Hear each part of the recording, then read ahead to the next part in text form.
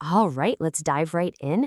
We've got our hands on some fresh financial data from Bulgaria, giving us a first look at the country's economic picture for January 2026. This is our chance to see how the year is kicking off. But before we get to the numbers, have you ever actually wondered how a whole country keeps its books? I mean, we're talking billions of euros moving around. It's a huge task, and it all comes down to one single official scorekeeper. So before we can trust the numbers, we've got to know who's doing the counting, right? Who is the official source that puts all this information together for us? Well, meet the National Statistical Institute, or NSI. This is the official government body in charge of collecting, processing, and then sharing all the key data about what's happening in Bulgaria. You can think of them as the source of truth, making sure the information we're about to look at is reliable and unbiased. Okay, so now that we know who's providing the data, we need to understand how it's organized. You see, government finance isn't just one giant piggy bank. The report breaks it down into two main areas, or subsectors. Let's use an analogy to make this super simple. Think of the central government on the left like your family's main checking account. It's for all the day-to-day stuff, paying salaries, fixing roads, funding ministries. Now, the Social Security funds on the right, that's more like your dedicated retirement and health savings accounts. It's money set aside for very specific long-term things like pensions and healthcare. Two different pots for two very different purposes. All right, we know who's counting and we know how the money is split up. I think we're ready for the main event. Let's pull back the curtain and look at the actual numbers for January. First up, let's look at that main checking account, the central government. This is the money that covers all the core functions of the state. In January, the total revenue, so all the money that came in from things like taxes, was just over 2.8 billion euros. That's the income side of the equation. And here's the money that went out.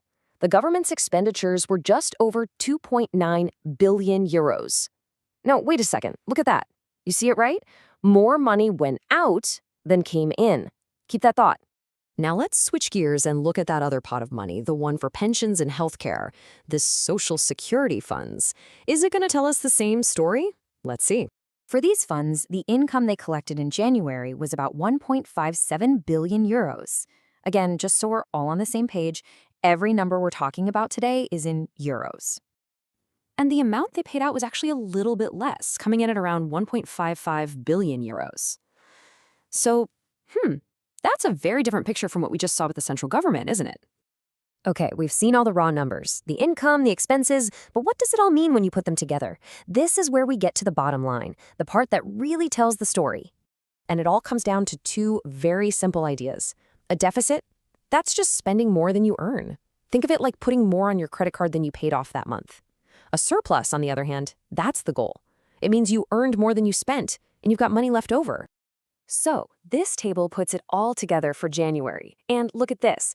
The central government ended the month with a deficit of about 108 million euros. But, and this is the fascinating part, the Social Security funds had a surplus of almost 25 million euros. So the big takeaway here is that the government's daily operations spent more than they took in, while the Social Security system actually saved a little. So you might be wondering, okay, a deficit here, a surplus there. Why does one single month of financial data really matter? Why should I care? Well, it all goes back to the NSI's whole reason for being. This data is the absolute foundation for making smart, informed decisions. For example, if that deficit keeps showing up month after month, it's a huge signal to the government that they might need to tweak the budget. This data gives everyone, from politicians to business owners to us, a clear, objective look at how public money is being managed. And that's really the most important thing to remember. This is just a snapshot. It's chapter 1 in the financial story of 2026. Was this deficit just a one-time thing, or is it the start of a trend? Will that Social Security surplus hold up? The only way we'll know for sure is to keep an eye on the data as it comes out.